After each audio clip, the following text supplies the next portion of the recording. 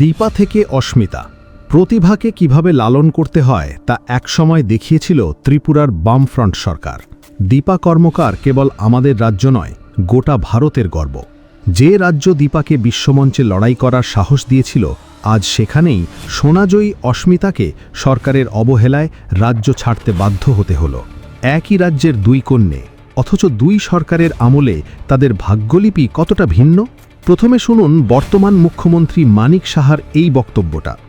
দেখে আমি আগেই জানতাম, চিনতাম, এবং ওকে দেখে আগামী দিন যেরকম আমাদের দীপা কর্মকারকে দেখে অনেকে স্পোর্টসে আসার যে একটা ইচ্ছা, এবং স্পোর্টসের মধ্যে থেকেও যেভাবে সামনে নাম করা যায়, সেটা কিন্তু দীপাকে দেখে মানুষ এতদিন স্পোর্টসে যোগদান করেছে। মাননীয় মুখ্যমন্ত্রী, মুখে দীপার নাম নেওয়া সহজ, কিন্তু দীপাকে সোনার দীপা করে তোলার পেছনে ছিল এক দূরদর্শী সদিচ্ছা ও প্রশাসনিক দায়বদ্ধতা। 2012 সাল তৎকালীন মানিক সরকারের নেতৃত্বাধীন বামফ্রন্ট সরকার দীপাকে জুনিয়র ফিজিক্যাল ইন্সট্রাক্টরের চাকরি দিয়ে তার লড়াইয়ের পথটা শক্ত করে দিয়েছিল। এর ফলে উৎসাহিত হয়েছিল রাজ্যের আরও হাজার হাজার খেলোয়াড়। 2014 সাল কমনওয়েলথ গেমসে ব্রোঞ্জ জয়ের পর দীপার চাকরি রেগুলার করে দেওয়া হয়, যা তার লড়াই করার শক্তি দ্বিগুণ বাড়িয়ে দিয়েছিল। 2016 সাল রিও অলিম্পিকে বিশ্বমঞ্চে চতুর্থ স্থান অর্জনের ঐতিহাসিক মুহূর্তেই বামফ্রন্ট সরকার দীপাকে সরাসরি জয়েন্ট ডাইরেক্টর পদে উন্নীত করে এক অনন্য দৃষ্টান্ত স্থাপন করে। এটাই ছিল প্রতিভার আসল কদর। এভাবেই তৎকালীন বামফ্রন্ট সরকার রাজ্যের হাজার হাজার খেলোয়াড়কে নতুন করে স্বপ্ন দেখার সাহস জুগিয়েছিল। কিন্তু আজ দীপাকে দেখে অনুপ্রাণিত হয়ে এক অত্যন্ত দরিদ্র সাইকেল মেকানিক বাবার হাত ধরে খেলায় আসা অস্মিতা পালের কপালে কি জুটল? 2018 থেকে 2022 রাজ্যে বিজেপি শাসিত সরকার। কমনওয়েলথ গেমসে স্বর্ণপদক বিজয়ী অস্মিতা ও তার বাবা মা সামান্য একটি চাকরির জন্য দরজায় দরজায় ঘুরেছেন। রাজ্য পুলিশে একটি সাধারণ চাকরির প্রত্যাশায় দিনের পর দিন প্রহর গুনেছেন। আর এই সরকার কি করেছে?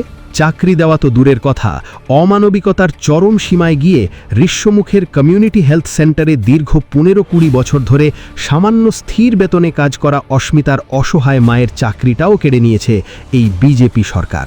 প্রতিভাকে উৎসাহিত করা দূরে থাক, অবহেলা আর বঞ্চনায় জঘন্য নজির তৈরি করেছে এই সরকার। বাধ্য হয়ে নিজ রাজ্য ছেড়ে, নিজের ভিটে মাটি ছেড়ে বহির্রাজ্যে পাড়ি দিতে হয়েছে রাজ্যের সোনাজয়ী কন্যাকে। শুনুন বিভিন্ন সংবাদ মাধ্যমে দেওয়া অস্মিতা পালের বক্তব্য। তুমি উত্তরপ্রদেশ কেন চলে গেছিলে?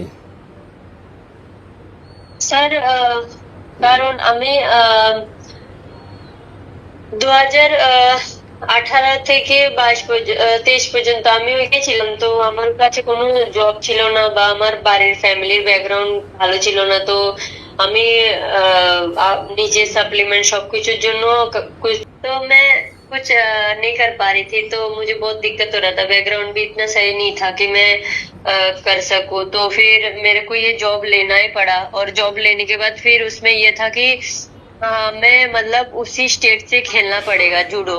तो उसी स्टेट से खेलने के लिए हमें एक एनओसी लेना पड़ेगा। तो एनओसी लेने के बाद हमें फिर अपने स्टेट को मतलब छोड़ना ही पड़ेगा।